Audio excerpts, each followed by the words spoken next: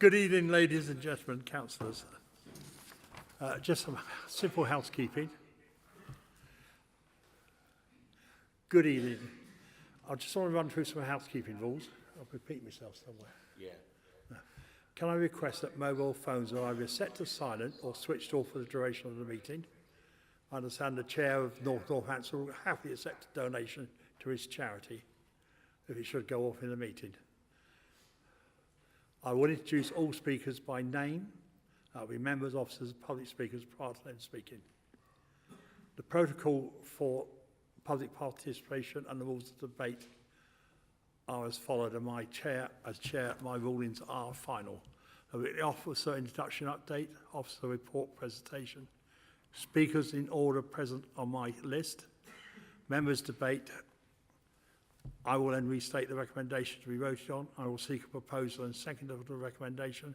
We will make a vote either for, against or abstain, and then I declare the decision of which way we decided. Second part of our agenda tonight is apologies. Do we have any? Thank you, Chair. We've had apologies from Councillor North, Councillor Waters and Councillor Riley. Thank you. Are there any declarations of interest from members? No? Right. Minutes held of the 20th of February 2023. Are you happy for me to sign these minutes as the last meeting as a true record? I need a proposal and seconder. Yeah, got four, so yeah, I'll sign those. Right. Planning application, which is NC/22/00294/DPA, Land Norfolk Gretton Road, Corby, Northamptonshire, NN 17 3AS. And I will hand over to Fidel, who then start our process. Thank you, Chair. So, my name is Fidel Miller. I'm the Senior Planning Officer and Case Officer for this application. This is the only item on the agenda this evening. The application was originally submitted in July last year, so the 18th of July last year. So as per the description of development, the proposed development would involve the erection of a logistics warehouse with associated offices, car parking, landscaping, engineering, drainage and infrastructure works, including the creation of a new access point from the Corby North Orbital Road. So the site is located on land to the north of Gretton Road. The application, this application was presented to Strategic Planning Committee on the 20th of February because it fell outside of the scheme of delegation. And at that meeting, members resolved to defer the application, the determination of the application.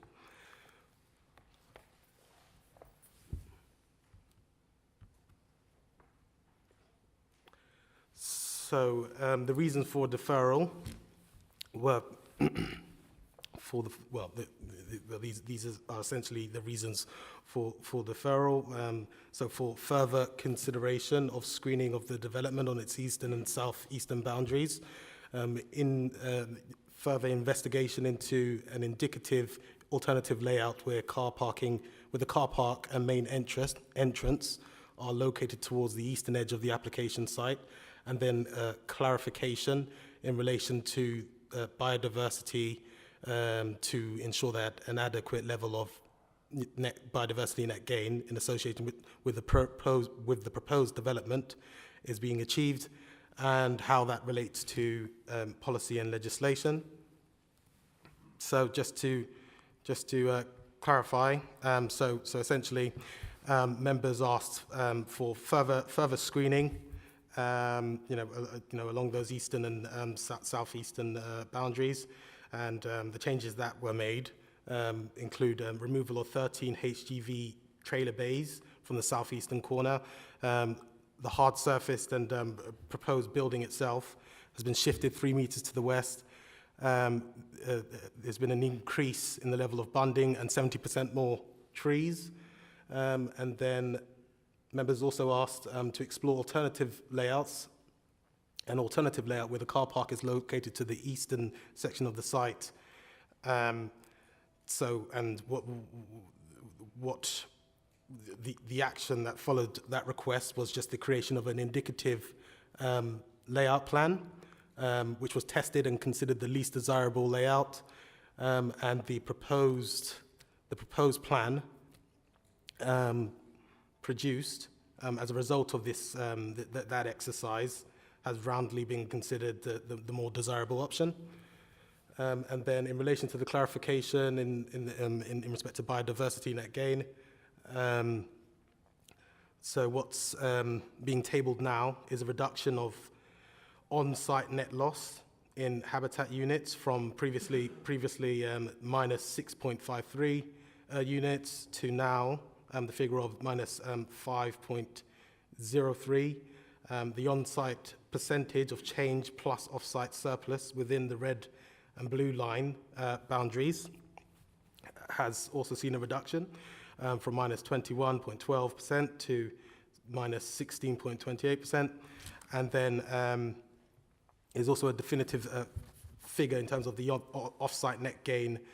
So the increase would be 60% of a single habitat unit, which equates to 1.95% biodiversity net gain on site. On-site and off-site provided by way of the habitat bank, land bank. Which is all considered to be consistent with current policy and legislation. So this is the application site. So has an area of, well, as you can see, it's, edged in red, and the ownership edged in blue. The site altogether has an area of 12.06 hectares. It's relatively flat, undeveloped grasslands, with a drainage lagoon to the eastern, to the western section, and shrubs, with shrubs, across the site, with high ground along towards the southern boundary. Okay. So this is the site within the context of within its wider context within the Rockingham Enterprise area. So, as you will see,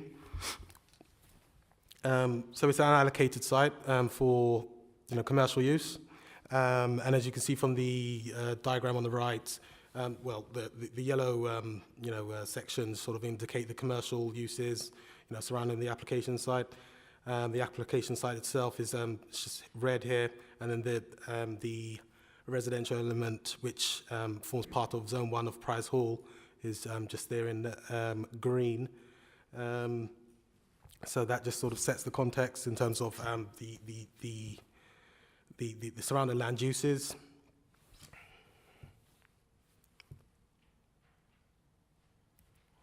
And then here's just a photograph of the application site, taken from within the application site, facing east, and then you'll see so the Morrison's distribution center here, just to the right, where I'm hovering my cursor, and then you'll see some of the dwellings within Zone 1 of Prize Hall, just here in the horizon there. And then if we just get a bit closer, so you'll see the Zone 1 dwellings there. And this, the trees, the collection of trees to the rear of Weldon Lodge. And then here's Weldon Lodge itself, which is a Grade 2 listed building, currently in a state of disrepair. However, the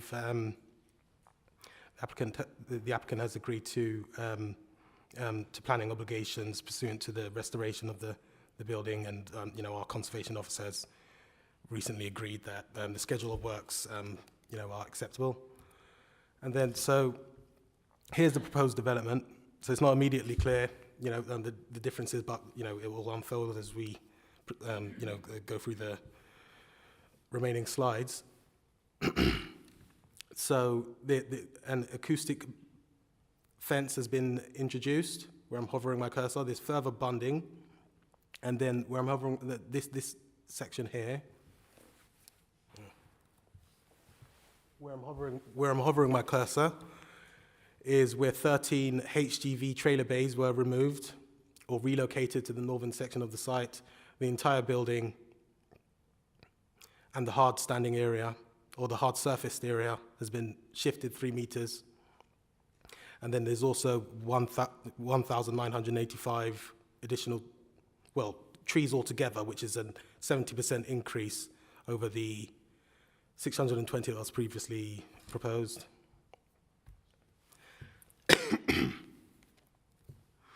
So in terms of the appearance of the building, so the elevation is largely the same, and it's, you know, as you know, just a typical sort of example of a modern logistics building in terms of its appearance. So in terms of since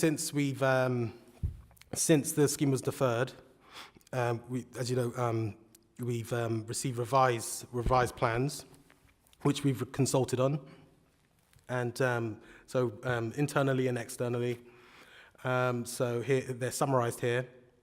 So essentially, from in relation to the Wildlife Trust, they've noted they still sort of encourage on-site biodiversity net gain. However, no, well, essentially they acknowledge the improvements. However, they still sort of encourage net gain to be delivered on-site just by reason of its location adjacent to the Willow Brook and green infrastructure corridor.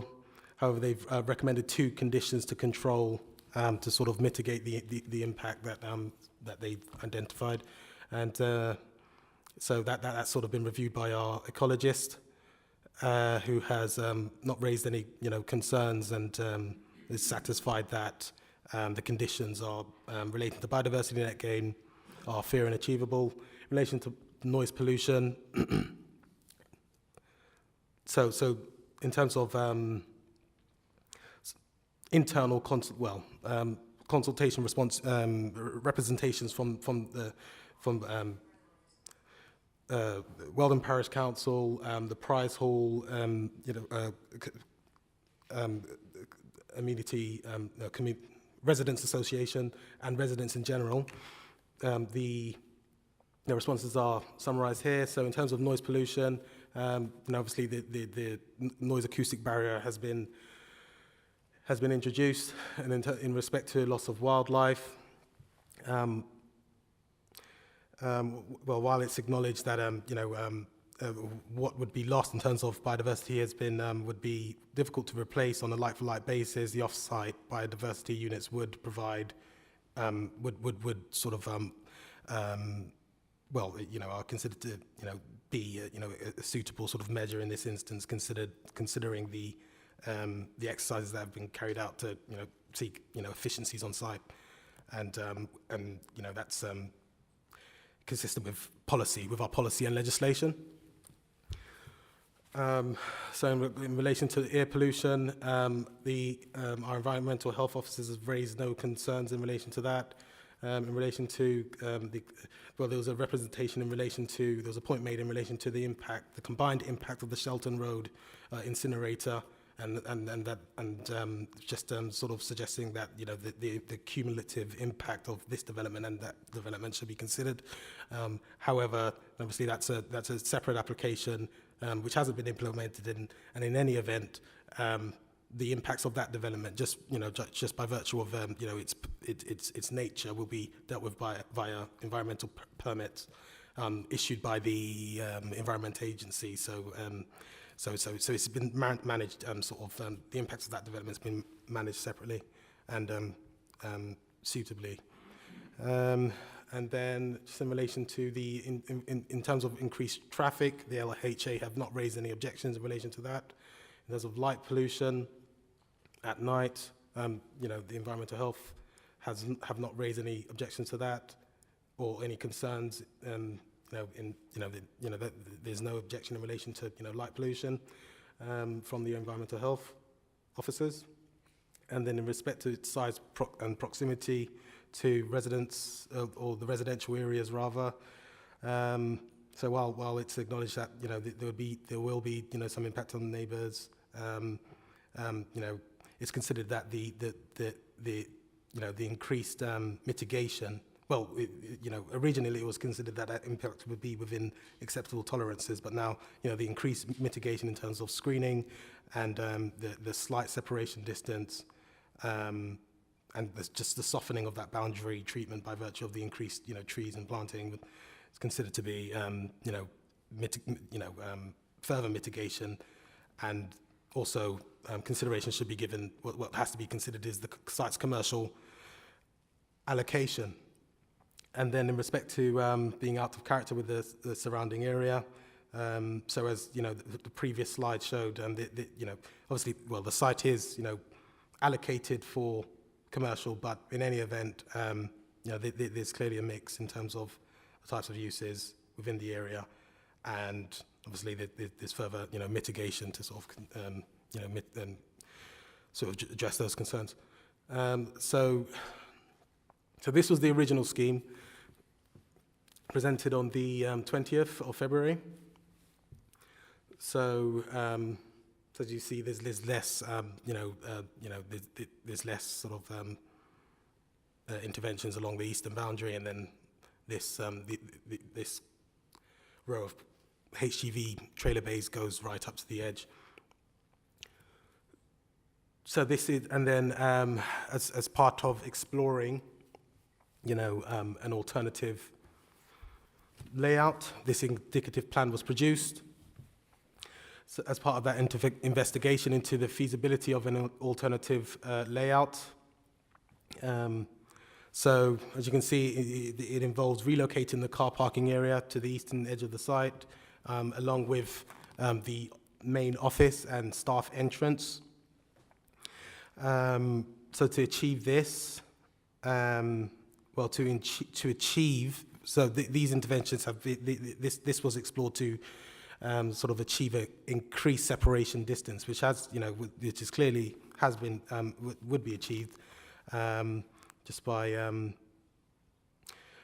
but it would be achieved by locating the, you know, the car parking area nearer to the residential areas in Zone 1, the reconfiguration of the traffic routing to enable access to the car park. So it would be accessed from the visitor and employee car park would be accessed from Gretton Road, just where I'm hovering my cursor. Previously, it would be located here. It was, well, it was located here, and then access from this bell mouth. But obviously, that's defunct now. Well, that would be defunct in the event that this layout was sort of pursued. And then also the active frontage was faced onto Gretton Road, and then there would also be a reduction in the floor space by 50,000 square feet.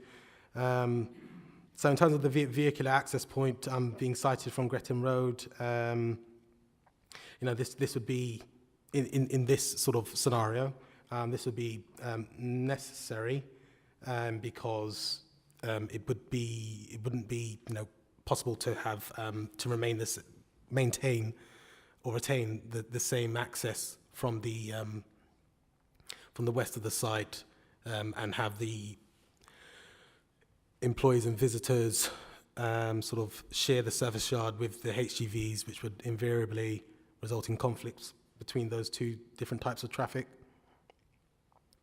So obviously the access point from Gretton Road is logical in that sense.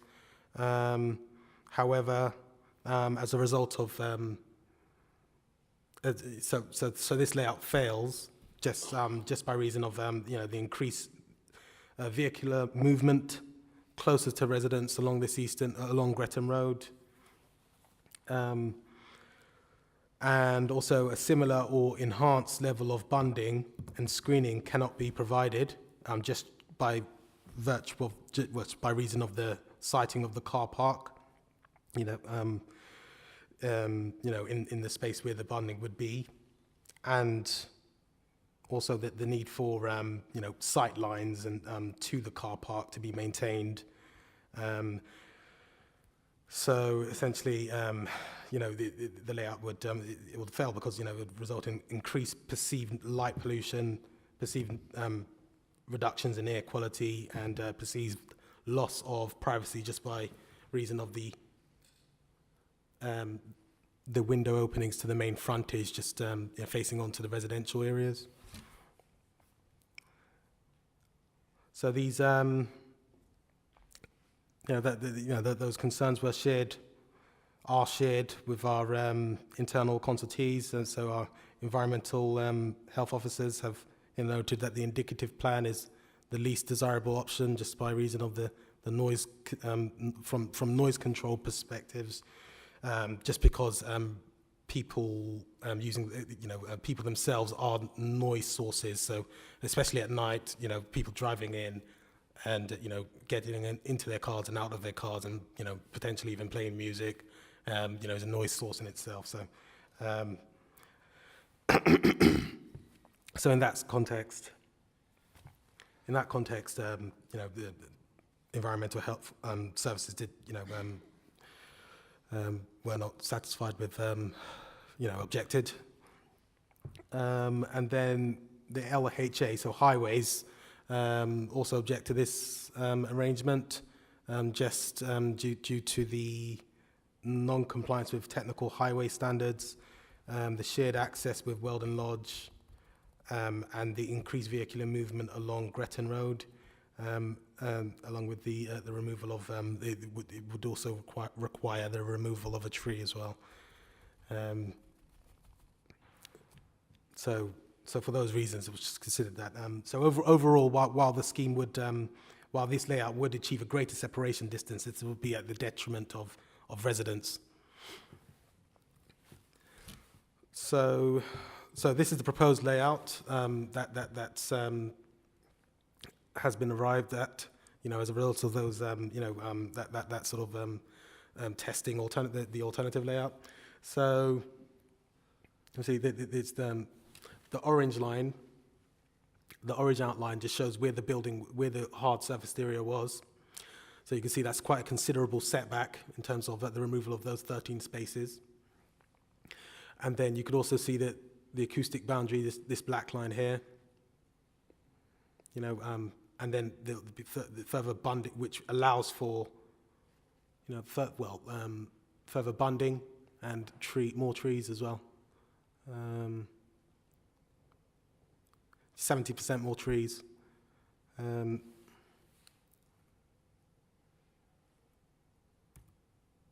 So here's just a closer look at the differences in terms of separation distances. You could see, so that there's this, larger, it varies. But even, so the properties, the rear elevations of properties on Offspree Drive would have the least sort of, there would be the least lowest amount of difference, just because the difference would just be achieved just by virtue of that 3-meter sighting to the west. But then for other properties such as Hobby Drive, so for the property on Hobby Drive, there'll be a greater setback, separation distance from the hard surfaced area. So these layouts, just show the proposed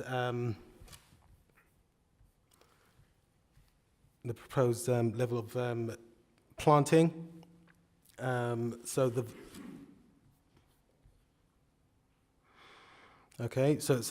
in terms of the proposed, as mentioned, so there's 70% more trees, so a total of 1,985. So 120 of those would be mature 4 to 5 meter high trees, and then 400 of those would be 2 to 4 meter high trees. So then if you just look at this,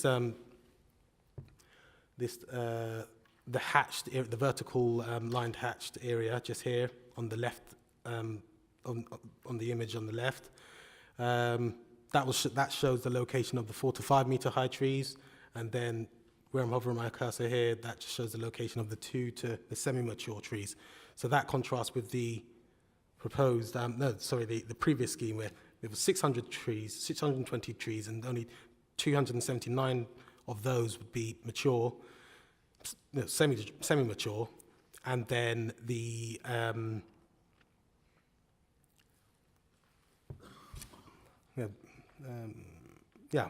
So only 279 of those would be, semi-mature. So no mature trees. So which is a demonstrable sort of improvement on the previous situation. So here's a cross section which just gives you an idea of. So the top image that shows the proposed site in terms of from a street level cross section, and the image below that's a cross section of the previous scheme. So you can see the acoustic fence, screening, a lorry there, and then you'll also see, just a sort of a heat amount of earth, compared to, or the heat earth compared to this lower, the lower, the image below, which is the bunding, and then there's further trees, and then the range of heights as well. So you see, the lower, the semi-mature and the mature trees here. Okay, so in terms of how that looks, we've had a comparative CGI images. So the arrows, the blue arrow on the previous scheme, the image labeled previous scheme shows the location of that's the current situation. That's what the current situation would be, and then that was previously proposed. And then if you look at the blue arrow, so on the right hand side, you'll see just the further trees in there that just correlate to that landscape plan that I showed you before with 4 to 5 meter high trees. And then also there's it's difficult to sort of perceive here, but the setback as well is also, the 3 meter setback can also be sort of seen just from the increased pole length of the lamp and the shorter pole length there. So that's another alteration there. And then so in terms of the visibility, in terms of Hobby Drive, so the perspective from Hobby Drive. So you should be able to see the fence. This arrow points to a fence here, and then there's another fence here. Visible boundary treatment. And then if you just compare that to the same perspective with the amended scheme, you'll see that the raised ground level and the planting, and just totally obscuring that boundary treatment, which is just a demonstrable sort of change, that distinguishes the two schemes in terms of the increased screening, so softening the boundary. And then you'll also see that this sign, in terms of how you could sort of detect the setback, this sign here is immediately behind, in the previous scheme, is immediately behind the lamp post, and then this one's set back. So that just shows how the scheme's been set back. And then just from Gretton Road, so the rear of the properties of Osprey Drive, the arrows just show that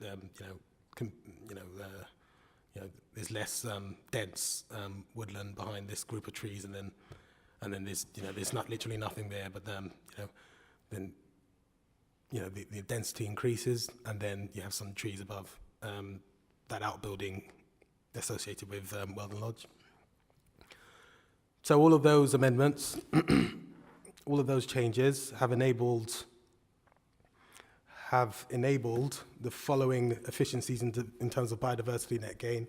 So the total net change, net unit change, net habitat unit change, loss from minus 6.53 to minus 5.03.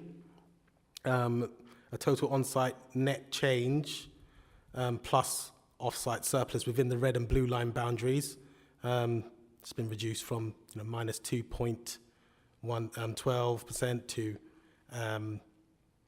minus 16.228%. So, and then when considered in conjunction with the off-site units being secured, the net gain in terms of units, it's plus 0.6 habitat units, so 60% of a single unit, and then that which equates to a percentage of biodiversity net gain of 1.95, so just under 2%, and then the consistent, which is consistent with our policy, JCS policy 4, and legislation at this point, because the 10% requirement doesn't come in until late November. So in terms of planning obligations, so there's the Weldon Lodge restoration, employment and skills and training, logistics and in relation to logistics and construction, mega rider tickets for local area for employees, the restoration of the reinstatement of the central reservation of the Canal, bus stop maintenance, and the operator travel plan as well, monitoring fee and monitoring fee.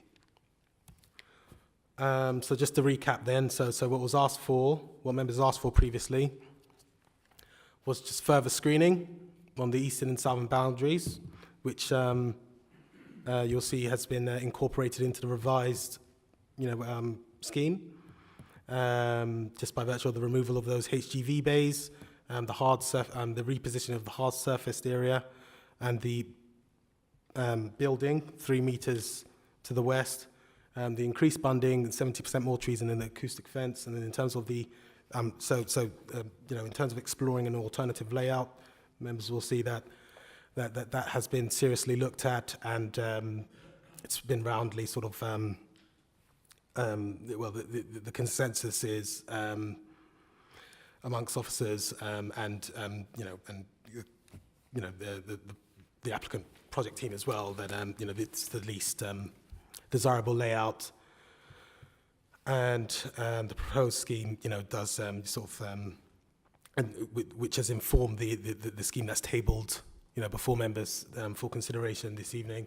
And then in terms of biodiversity net gains, so there's been clear efficiencies in terms of incorporated into that element of the scheme in terms of the reduction in net loss, and just a clear sort of definitive sort of figures in terms of how much habitat, in terms of the net gain, in terms of habitat units and the percentage that equates to, which is consistent with policy and legislation. So just to conclude, so the proposed development located within the Rockingham Enterprise area on allocated employment land, and is as such acceptable in principle. The proposed development would involve considerable inward investment and substantial job creation, and the design, landscape and visual impact of the proposed development would be within acceptable tolerances. The restoration of the Weldon Lodge is a demonstrable public benefit, especially with when due consideration is given to its current state of disrepair. Great crested newts will be protected by way of license, and biodiversity net gain will be secured off-site through third party. The proposed development will be it's considered acceptable in terms of highways and transportation. Electrical vehicle charging points are also would also be provided as part of the development. The impacts to residential amenity are acknowledged and considered to be, so they're acknowledged, but the impacts considered to be within acceptable tolerances, especially with the further mitigation measures integrated into the revised proposal. The master developers for Price Hall, Urban and Civic have withdrew their objection previously, when the application was presented back in February. And then, so essentially, so officers are, respectfully requesting that authority, requesting authority from members to grant planning permission and agree conditions outlined within the committee report, the addendum, and section 106. So are there any clarifications or points of clarification? Just one. I think we spoke earlier about removing the request of officers to grant planning permission. It's members that grant planning permission. So that should actually read members, not officers. Yeah, it sort of says that, doesn't it, Chair? Yeah. Yeah. It could have been worded better, but yeah. Just so it's no misunderstanding, members make the You're decision. making the decision.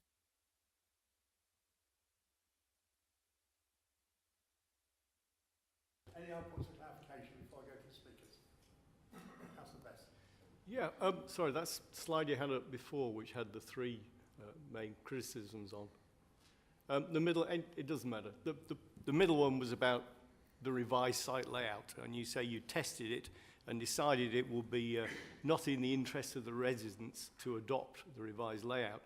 How many of the residents were involved in that discussion and that analysis? So are you talking about the indicative plan? Yes.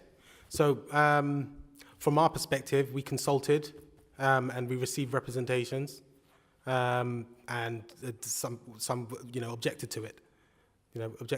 And then and I understand that the applicant have engaged with the parish council. Sure, but sorry, you say you engaged with some objected to it. How many objected to it, and how many thought it was the latest proposal was actually the better one? In terms of the figure, in terms of how many objected, I could certainly tell you that there were none in support.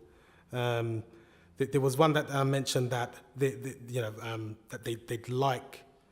There was only one actually that vaguely loosely supported it, but just supported the location of the car park, just in this location, to the east.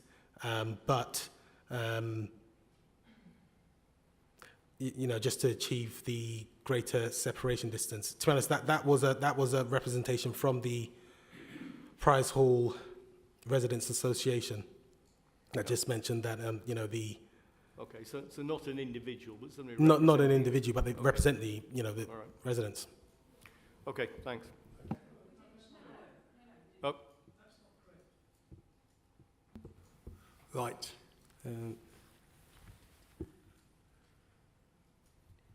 Well, you can mention it when you come to your bits. Okay. Right, I'm going to move on. We're going to go to the speakers. Graham Stray first, young man. We say 3 minutes. I might be generous and give you 3 minutes and 20 seconds. I'll prefer to stand if you don't mind. Whatever makes you feel happy, Graham. Thank you. Well, thank you, Chair, and good evening, councillors. I'm Graham Stray, and I'm Secretary of the Prize Hall Park Neighbourhood Association, currently representing some 1,700 homes and some 3,500 residents on Prize Hall Park. Over the next 8 years or so, Prize Hall Park will grow to some 5,400 houses, homes for some 16,000 or so men, women and children. Your unanimous decision to defer this application at the last committee meeting was warmly received by residents who have asked me to thank you for that decision. Following subsequent informal meetings we've had with Seaver, the proposed owner, and Mulberry, the developer, and an open meeting of the association, we are asking you to defer the application again. The reason is simple. Apart from some minor amendments, the application is fundamentally the same. A 500,000 square foot single colossus with a roof height of some 21 metres immediately adjacent to a growing housing development. Indeed, the proposed building will be some 50 metres to some homes. At the junction of Gretton Road and Kestrel Road, the roofline will be some 28 metres high. Such a monster so close to homes will undoubtedly cast unacceptable shadow on homes in Kestrel Road, Hobby Drive and Lake Drive. We suggest that is still entirely inappropriate and is still the wrong design in the wrong place. We've looked at other large new warehouses in the Corby area and we can't find one that has such a high roof line, and all of them are in established commercial areas not adjacent to homes. Indeed, the committee has imposed a roof height not exceeding 16.5 metres for the proposed huge warehouse adjacent to this application. Why then is 21 metres acceptable here? Turning the building round and siting the car park behind the old Gretton Lodge will increase the distance between the building and homes from around 50 metres to some 200 metres. And by the way, as an aside, the neighbourhood association wasn't consulted on the turnaround of the building, as has been indicated by the officer. Sinking the building into the ground will of course increase build costs. That said, SEVA proudly advertise themselves as being a $13 billion multinational enterprise. So the additional costs incurred seems somewhat disingenuous to us when consideration is given to the expected lifespan of the building. We reiterate again, we are not opposed to employment development and readily accept this whole area of Corby has been earmarked for commercial development. But a single monolith of such proportions, occupying the vast majority of this piece of land, adjacent to our homes, is quite simply wrong. Councillors, you made the correct and unanimous decision to defer last time, and frankly, we can't evidence enough positive changes with the current application that could allow you to change your minds. We implore you to again make the correct decision by putting residents and their homes first. Thank you, Chair. Thank you. Thank you. As we did last time, to ask for points of clarification. Right, Joe Turner, please. Stand, sit as you feel comfortable. Thank you. And it's approximately 3 minutes tonight. I'm in a generous mood. Thank you. So good evening, Chair, Councillors. Thank you for giving us the opportunity again to speak about this application. Firstly, I would like to say that I am pretty disappointed that despite meeting with both Mulberry and SEVA to discuss our concerns after the last planning meeting in February, the impact of the quality for our community is still not being taken seriously in this latest submission. In fact, very little has actually changed from a resident's perspective.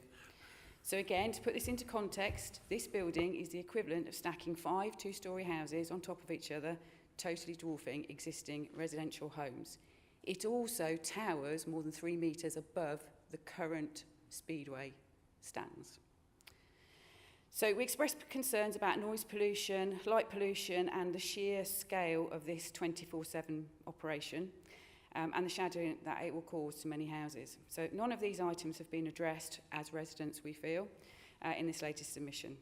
So I note that the shadowing analysis has finally been updated for Lake Drive and now shows just how many of those houses will be living in the shadow of this building from the afternoon to the evening. There are literally millions of pounds of houses who are going to be living in the shadow of this warehouse. So again, the views of the planting are in 15 years. We're not interested in 15 years' time. We want to know what it looks like now. We're going to be looking at this building now, not in 15 years' time. So people really want to understand what the impact is now. There also appears to be a very high proportion of deciduous trees in the report. So for up to 6 months of the year, whilst they have leaves that might cover the bottom quarter of this building, for the other 6 months of the year, we'll be looking at twigs and a building. So, and we on top of that now have a 2-metre acoustic fence, which is taller than the eaves of some of those houses along Kestrel Road. So will those people be looking out of their bedroom window at the bottom of an acoustic fence that no doubt in a month's time will be covered in graffiti through twigs for 6 months of the year? So I note that the tree expert also comments that there is no room for 70% of the proposed additional planting unless it's at the north end of the site, which gives zero benefit for residents. The HGVs are still driving around the perimeter of the building right next to the residential houses. The noise of the empty trailers rattling along the potholes, which will undoubtedly be there within a month because there's a lot of HGVs going over it, day and night, 24/7, rattling around. So we still firmly believe that turning the building round and having a building which is further away from residents' homes is by far the least impactful option to residents. This will significantly reduce the overshadowing created by this monstrous building. We note the concerns regarding the cars next to the residential area, but Gretton Road is an adopted highway. It has cars on it today. There is also, anybody that knows the area, an entrance to Zone 3 and the top end of Zone 2 of Priors Hall Park, literally a few hundred yards up the road. That will service more than 2,000 houses. There's going to be cars on that road.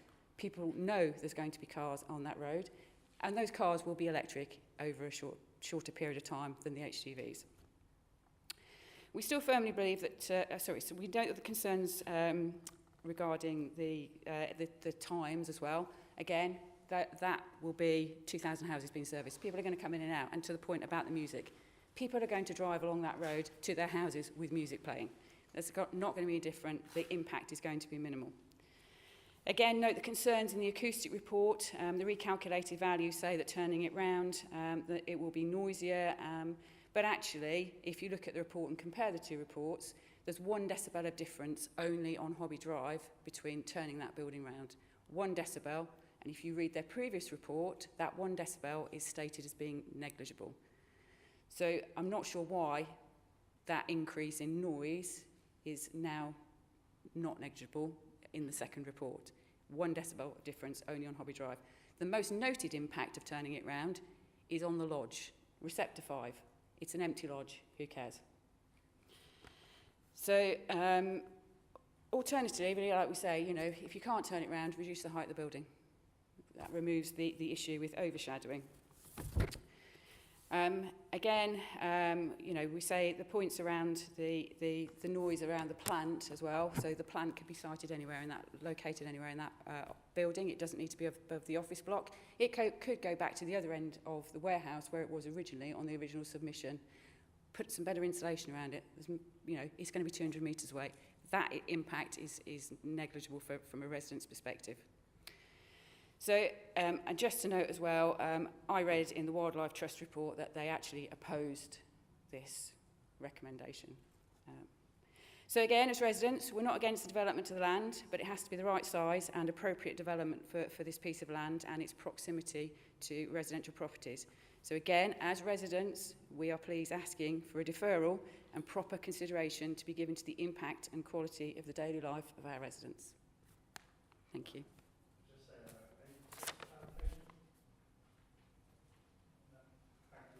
Thank you. Right, Dr. Lucinda Sweet, please. Stand or sit as you feel comfortable. And around about, we'll be about generals of the time as we've been with our speakers. Good evening, and thank you for allowing me to speak about the project. My name is Lucinda Sweet. I'm speaking in support of the scheme as a full member of the Chartered Institute of Ecology and Environmental Management, professional ecologist and technical director at Brindle & Green Environmental Consultants. As at Brindle & Green, we are a specialist environmental consultancy firm that works throughout the UK, specialising in forming, planning and development projects. I've been asked to come along and speak to you all today in the hope of providing some clarity around the net gain issues, a subject that was discussed at the previous planning committee. Within my professional remit, I can also advise on matters relating to protected species and other aspects of ecology. On this application, I have worked with clients to determine the baseline value of the site in terms of its biodiversity value. We have surveyed and established and agreed with the ecologists at the local authority what the baseline value and condition of the site is at present. We have then gone on to propose, again in agreement with the LPA ecologist, the appropriate on and off-site compensation which will address the calculated loss of habitat units.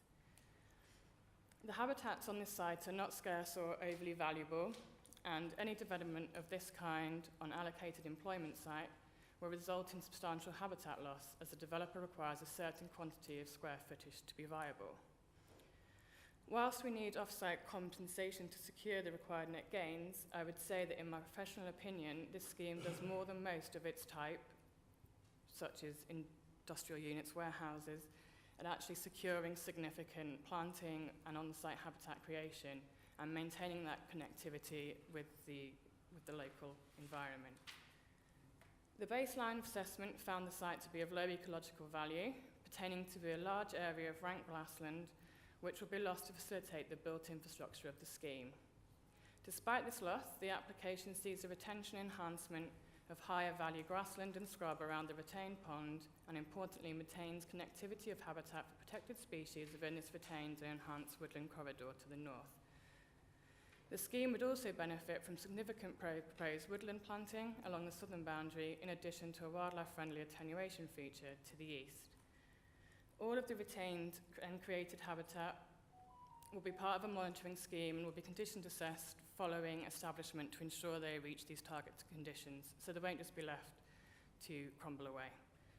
The site falls within an area of existing mixed development, and as such, the retention of connectivity across the site is an important consideration, and one that's been positively driven by the design team to get to this stage. As such, I agree with the principles of the scheme in terms of achieving a positive impact following development completion. The site has been the subject of detailed conversations between Brindle Green and the LPA ecologist, which resulted in an agreement that the proposed landscaping on site was suitable for the scheme, and that with the addition of off-site land from an accepted land bank, we could create a net gain in biodiversity units compared to the baseline, and that this is consistent and in full accordance with local and national planning policy requirements. With this being my area of expertise, I'm happy to answer any questions relating to the biodiversity net gain process, the calculations that we've produced in support of the application, and the offsetting or any other associated details. And that's all from me.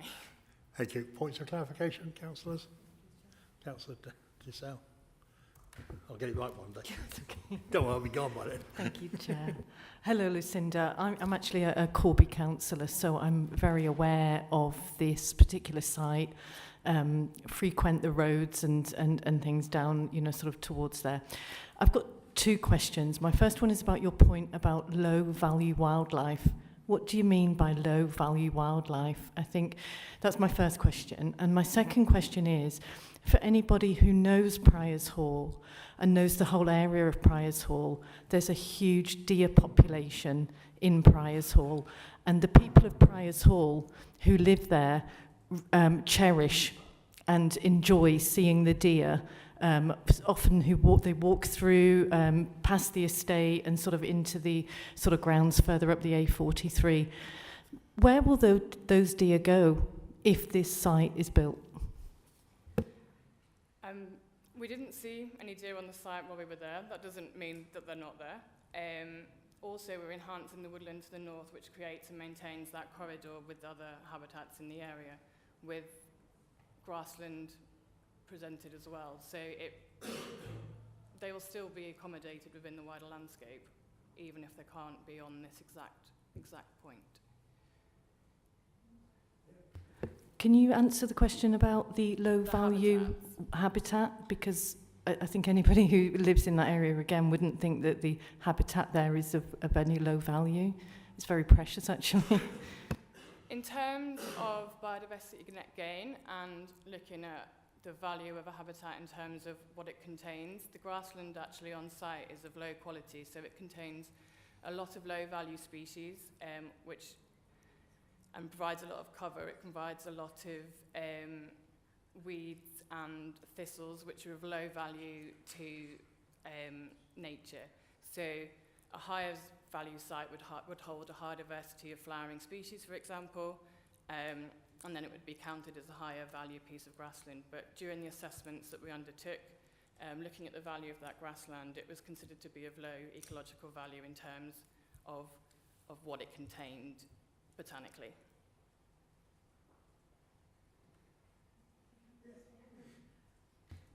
I just would ask that you pop down that site early in the morning. That's where you'll see hundreds of deer frequenting the roads, particularly around anybody who works in RS Components. You only have to see on social media that they're taking photographs of the deer, what frequent that site. So I just find it a little bit difficult to understand how you didn't see any of the wildlife. It's thriving down there.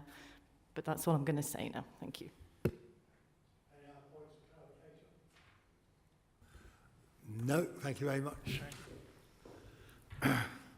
Councillor Michael Page. You know the drill. Thank you, Chair. Good evening, Chair. Good evening, councillors. Thank you for letting me speak this evening. And thank you as well for your deferral last time as well. That was greatly appreciated so that we can continue this debate. We met with ourselves and Priors Hall Neighbourhood Association. I should explain, I'm a councillor as well for Weldon Parish Council. We have met with the Neighbourhood Association, we met with Mulberry and with SEVA and had a 2-hour meeting to discuss the potential alternatives for this. That meeting, we think actually that Mulberry are between a rock and a hard place. That meeting basically materially changed nothing in terms of what was coming forward from SEVA's requirements for this site. They choose to have a 21 metre tall building. They choose to have 500,000 square feet of building as well, 300 metres long by 160 metres wide, 350 metres long, I think. The positioning of it, it's fixed because it takes up nearly 80% of the site is hard standing. So that there is very little you can do in terms of relocating the mass of that building. It doesn't have to be 21 metres tall. Not all buildings of this nature are 21 metres tall. It happens that's what SEVA's model is. They want a 21 metre high building so that it interchanges with their other 21 metre high buildings. Which sort of begs the question as to where fundamentally was this site ever suitable for this size and scale of building, where it is? Because if they're saying they cannot reposition it, then we've got to question whether it's the right building for this particular location. We're still less than 100 metres from the nearest house. I'm not going to repeat everything the guys have just said, but there was a 16.5 metre limitation put on this site. It's within the report. There is a view that it can be disregarded. I can't get my head around that. I cannot get my head around how a building of 29 metres tall, which is basically what we're talking about with the ramping, is okay when a 16.5 metre limit has been suggested as making this building in keeping with its surroundings. And this is why we're having this whole debate anyway, to be fair. The net sustainability gain issue, I have to agree with the councillor. That what is low-value wildlife? Wildlife should be valued, full stop. And I don't see how you should be doing anything other than that. Priors Hall Park is highly valued in terms of its biodiversity and in terms of what it's developing in its biodiversity there as well. And we want anything that's built next to us to reflect that. That's effectively what we're saying. And yet we seem to be okay to have a negative net biodiversity gain here. Again, I cannot get my head around this. Without going into policy, it doesn't feel right. But members, you have the power. You're empowered to decide whether you think it's right. And that's really what we're asking you to do tonight. I looked at SEVA's environmental policy. They do talk about the fact that environmental responsibility is everybody's responsibility. They do talk about that in their own policy. But they also talk about it being it should be in keeping with their own business objectives. The more I read, the more I realized actually what they're saying is that we want to be environmental so long as it suits our business needs. That's how it feels. Again, I'd like to ask you the question, do you feel that putting this size and scale of building on this site is actually suiting the environmental needs of this area? So, again, we are not against commercial development here. This is, we understand, that, the hard commercial facts that this site is earmarked for commercial development.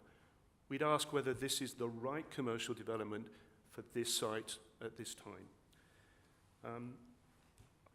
I rest my case. Thank you very much.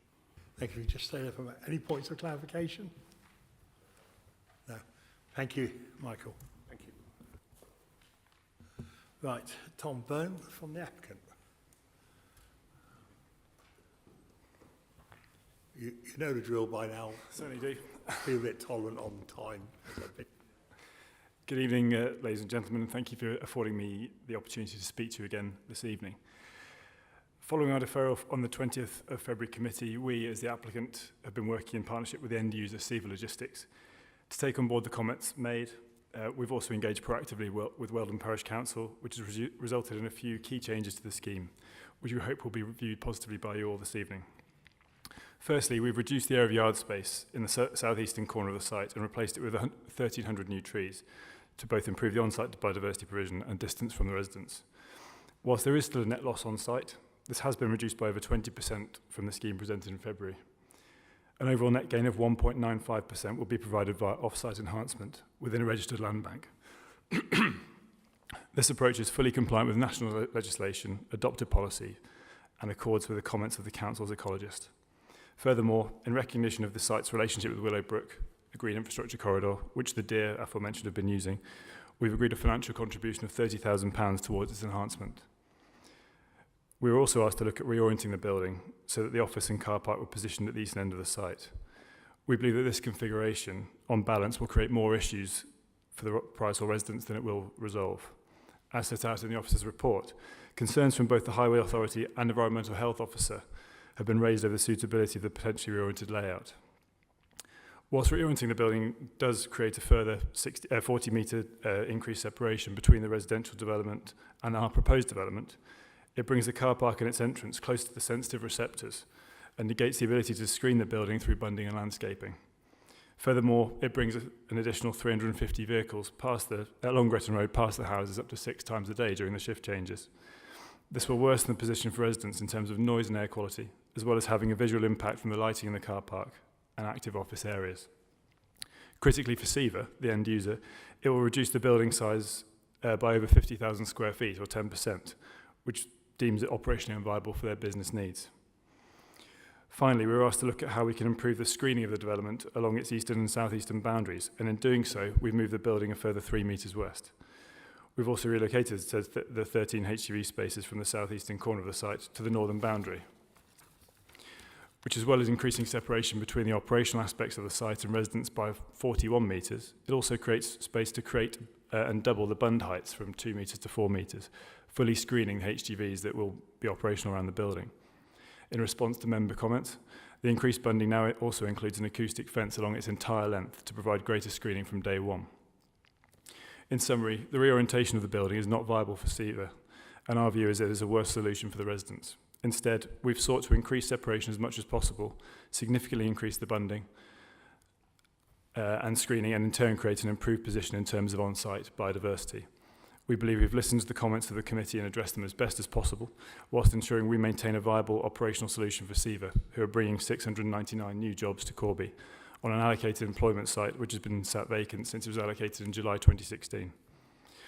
In response to the comments of the Parish Council over the height of the building, we have considered this as part of our detailed review. Unfortunately, the height cannot be reduced for 2 key reasons. First, a reduction in height by 3 metres reduces the number of storage spaces by 20%, which in turn affects the operational viability of the scheme. Secondly, a building of this size, which is under 18 metres clear height, is also significantly less attractive from a resale perspective, again materially affecting its attractiveness for Seva when they make their significant investment into Corby. It's been referred to and referenced regarding a 16.5 metre height limit, and it's highlighted that the adopted development plan policy within Rockingham Enterprise Area Allocation Policy 27 does not contain a specific height limit, but rather a set of 6 place-shaping principles, which your officers have confirmed in their report that our proposals comply with. Notwithstanding this, the height of the building has been fully considered in the officers' report alongside all other factors and has reached a balanced conclusion in their positive recommendation. So to conclude, the scheme proposed has been developed collaboratively with Seva, North Northamptonshire Council officers, their consultees, and Weldon Parish Council, with several iterations worked through to find a balanced design that meets the requirements of Seva, whilst listening and reacting where possible to all the concerns raised. The result is a scheme which delivers a broad range of real jobs and investment into Corby. Not only this, the scheme is on an allocated employment site where all technical statutory consultees have been satisfied, and it is all supported by your officers. We hope that the work done since the February committee shows both Mulberry's and Seva's willingness to engage and to listen to comments raised. But the position we've now reached is our best compromise, and I hope that on that basis that the scheme this evening presented to you can be approved by members. Thank you for listening. Thank you. Just say that. Any points of clarification? Councillor Desai. I'm never getting it right. Thank you. How many lorries are going to be going in and out of the site per day? There are 52 vehicle spaces. I'm afraid I don't have the number available off the top of my head for HGV movements. Are you aware of the poor quality of the roads around Birchington Road, Steel Road, the A43? There are potholes galore. The roads are in a very, very poor condition, and this potentially could cause additional strain to those roads. All highways have considered all the vehicle movements as part of this scheme, and the condition of the roads is not something I can really comment on. I appreciate the road that runs up to the site is not adopted. It's owned by Urban and Civic, and we're working with them to improve that. Sorry, Chair, can I come back? It's probably not that one that's the issue, because it's not used. There's one just outside RS Components, which is just at the Birchington Road roundabout, is in a dreadful state and is regularly having to be repaired because of the number of HGVs which use that part of the road. So I appreciate that you can't comment on that. I just want to make one final comment, if I may. I just thought it was a bit strange that you knew about the deer, but your colleague didn't know about the deer. So it was just that was a little bit unusual. But you are aware that there was a deer population down on Priors Hall? I've not seen any deer there personally, but I haven't been there first thing in the morning, so I'm afraid I haven't seen them.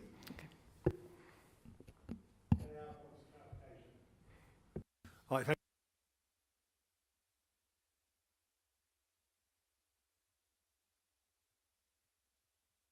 over to you. Councillor Deering. Thank you. Thank you, Chair. I think we went through this last time, and I welcome the changes that have come into this.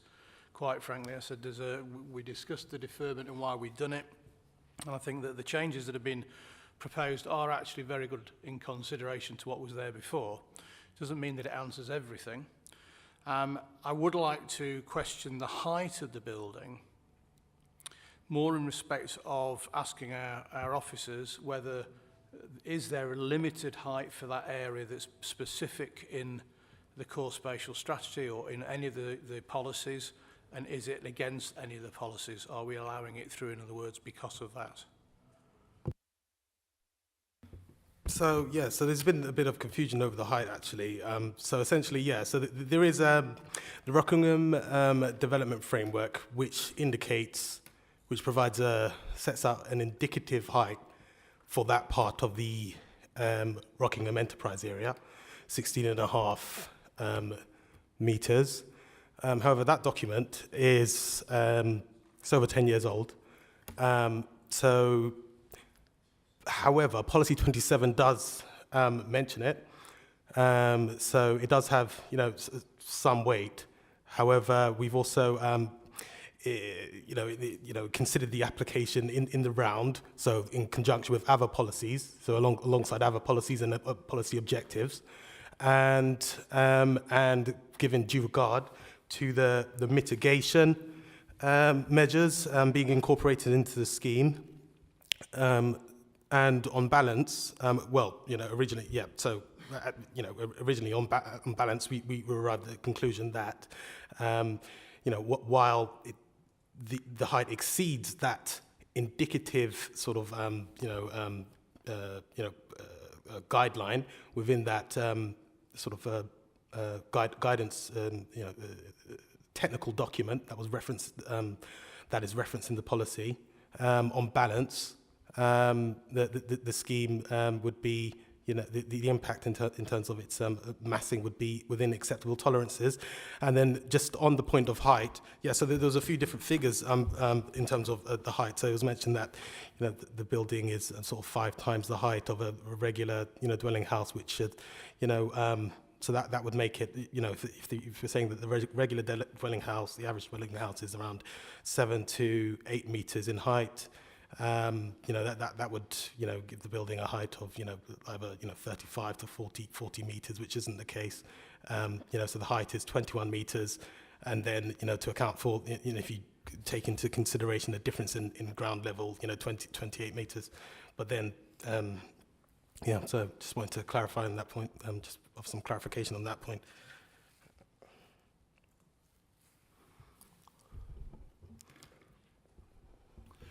Councillor Does that answer your question?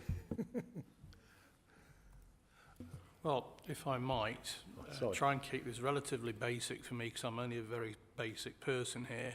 What is the indicative height that's mentioned, and what is, and we know we're on about 21 metres here, so what is the indicative height that's in the policy, please? No, there's no indicative height in the policy. However, there was a technical document produced in relation to the enterprise area, the Rockingham Enterprise Framework, which isn't policy. However, the indicative height's 16.5 metres. But it's, what's got to, what should regard has to be given to the fact that, you know, it's the document isn't policy, and it's quite a dated document as well, and considered in the round, as in, in line with, in conjunction with other policy objectives here. A degree of flexibility can be provided, can be allowed, provided, the scheme demonstrates that the treatment of that boundary in terms of mitigation measures has been considered seriously, which in this instance, it has. Thank you. Councillor DL. Thank you, Chair. I'd just like to ask the officers, how many lorries are going to be going in and out of that site per day? There are a huge number of lorry bays on those diagrams, and I'm very concerned about the number of lorries that are going to be going in and out of that site. So this table just it doesn't it gives an indication of the amount of lorries, well, the different types of vehicular traffic entering entering the site, at peak hours, so AM and PM peak hours. So in terms of throughout the entire day, that may vary, but this is the data that we have in relation to that, and this is the answer I can give you in relation to that. So that's per hour. So 26 HGV trips per hour arriving between 8 and 9, and then 25 leaving between 8 and 9. So That's right. 51 lorries effectively coming in or out in between 8 and 9. Yeah, during peak hours, yeah. During peak hours. So this has all been, considered and reviewed by our highways engineers who are comfortable with this level of traffic. Have they looked at the state of the roads on Steel Road, Birchington Road and the A43? I imagine that they have. I've been patient with Councillor Deal's line of questioning on the quality of the highways. You are the unitary authority for this area. If you're not happy with the quality of the highways, with respect, that's not a matter for the planning application. It is a matter that you can take up with your highways authority. You can't really put the burden on what you feel to be poor quality highways, and I'm not forming a view either way on the applicant. That's not part of the applicant's remit. It is part of your own highways authority's remit.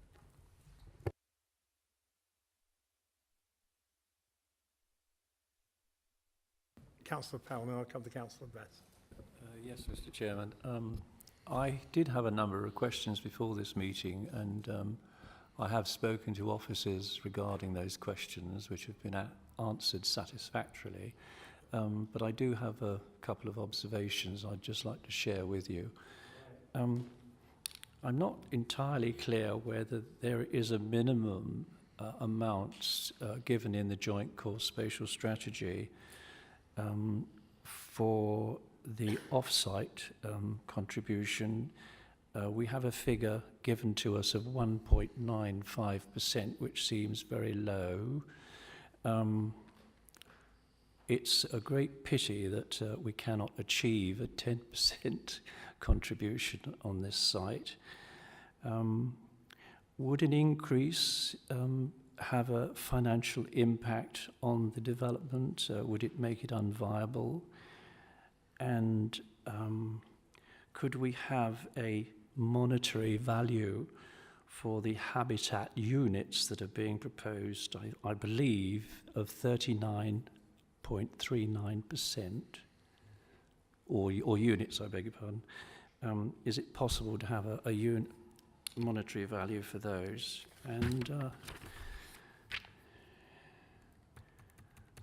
And yes, we have a very low percentage for the wildflower meadow and grassland area being proposed. I presume that's due to the restrictions of the site. Can you confirm that? Thank you, that's all I have to say. So just making sure that capturing all of your points. So the monetary. So the first point was, can further units be provided, and what impact would that have on the viability of the scheme, right? And then secondly, is there monetary value for the habitat units themselves? And then thirdly, what was that last point? The provision of wildflower meadows?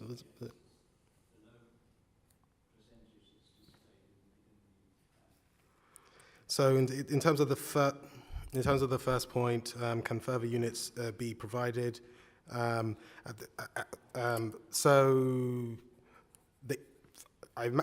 imagine they could, but we have no basis to request further units beyond, our policy standards at this point. I mean, maybe further, in November. When the 10% requirement comes into force, at that point, obviously, you need 10%. But at this point, a net gain in terms of percentage of 1.95 is consistent with policy and legislation. But I suppose that's a question that you could potentially ask the applicant. But from our perspective as officers, policy requirements are being met. And then in regards to the monetary value of habitat units, so is that how much they cost? Because 39 or 37, I think around £37,000 each. Around £37,000 per habitat unit. So that would be the cost. So in terms of whether that, how that impacts on the viability of the project. So that's something that I suppose that we don't have that information actually, to be honest. And then in regards to the, so I'll let the. Yeah, okay. Thank you.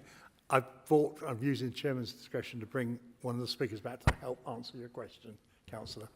So, I should be able to answer some of your questions. So, in terms of the cost per habitat unit, the land bank that we're using is charging 37,000 approximately per unit that we're compensating. Oh, sorry, is that better? So, in total already, they're spending approximately £310,000 just to get to the 0.6, 1.95% increase. In line with the other bits and pieces on site, there's already the cost of the investment into the plants, the larger, maturer specimens of trees, etc. on site. So there's already quite a lot of investment going into the site in terms of biodiversity value. So we're doing as much as we can on site, and the off-site is kind of making it up to what we need to do to follow planning policy. Did you need anything else clarifying, or did Fidel cover everything? Yeah? No, I think that's it. Thank you very much. Councillor Bess. Thanks, Chair. Yeah, let Councillor Best speak and I'll come back to you, Michael. I confess I'm disappointed with the revised proposal. I think everybody knows that the elephant in the room in terms of the impact on the residential and nearby area nearby, it's not noise, it's not light pollution. It's the fact that it sits there on the western skyline and dominates the western skyline. Anybody who happens to glance west is going to see this huge building. I thought we had a get out of jail free card in terms of the revised layout. That might have worked, pushing it further back. But it seems that the applicant and officers have decided that that's worse for the residents, and I'm still not clear if the residents actually share that view or how they're involved in that. Certainly the three representatives here are shaking their heads. So, and if I look at the reasons for that layout not working, they all appear to be solvable to me. So I'm disappointed. You know, there are three things you could have done to me to make this an acceptable compromise between the impact on the nearby residential area and its commercial success. You could have moved it back. You could make it less tall. You could make it of a smaller footprint. Now, you've made it clear tonight that reducing significantly the size of the building impacts your operational viability. So you're clearly not able to do that for a building on this site. And I'm rapidly coming to the conclusion that I share with my fellow councillor from Weldon Parish Council in that it's just the wrong building for the site. Everything in the officer's report suggests it's pushing all the boundaries of what is permissible. You know, it's not comfortably inside, and that to me doesn't represent a healthy compromise between commercial and residential needs. So yeah, I'm disappointed. Sorry. Thank you. Councillor Michael, go on. I'll let you clarify because I've been generous so we can get this sorted out. It's greatly appreciated, Chair. Thank you. I was listening to see if I'd hear the clarification, and I haven't, so I thought I'd just like to make it, if I may, about the Rockingham why the Rockingham Development Corporation imposed this limitation in height. The history is that the Rockingham Corporation used to own, it was part of BELA, and it used to own Priors Hall Park. So their thinking was when this was developed in the future, it would not impose greatly on the new development. And I believe that is where why the 16.5 metre imposition was placed. It was actually placed by the development company who actually started to develop Priors Hall Park. Obviously no longer here, but that I believe is the history of this. Thank you. Any other member wish to speak? Yeah, I'll just check. Councillor Diao.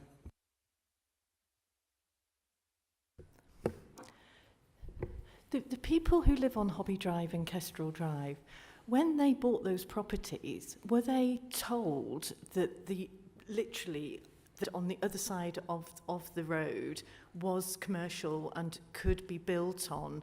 And if they were told that, were they sort of given any idea of what that might look like? This is my own personal opinion of this, or my personal belief. Certainly as a resident who bought there, part of the search was about what was going to come in the future. We were certainly aware that land was earmarked for future commercial development. Though we were given the impression that it would probably be low level, it would probably be offices, it would probably be something low impact. And again, it was my perception. I can only give you what my perception was. So we would have known, everybody would have known there would have been a potential future commercial development there. But I think we were all expecting to see something certainly of a much lower impact than is obviously being offered here. Thank you, Michael. Anybody else want to take part in the debate? Right. Go on. I'm in a good mood. It won't happen next month because I won't be here. Sorry to take up your time again. The point about, I think the officer said it was the 16.5 metres was mentioned in a regulatory document that's 9 years old. So what?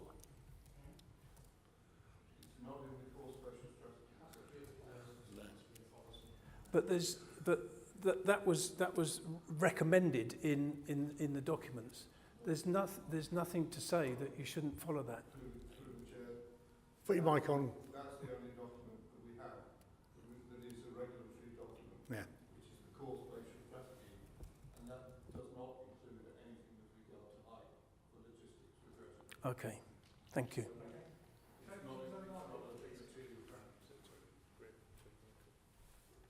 Right, if there's no more member wishing to speak, the recommendation before you is that planning permission be approved subject to conditions of legal agreement. Do I have a proposer and a seconder? Councillor Smith?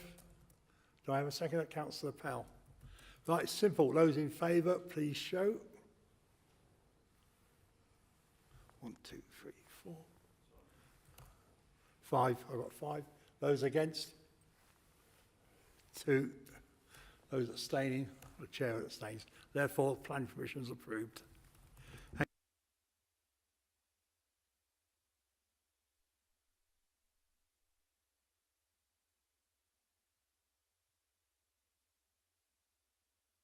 Report. No report, Chair. Exempt items? No exempt items, Chair.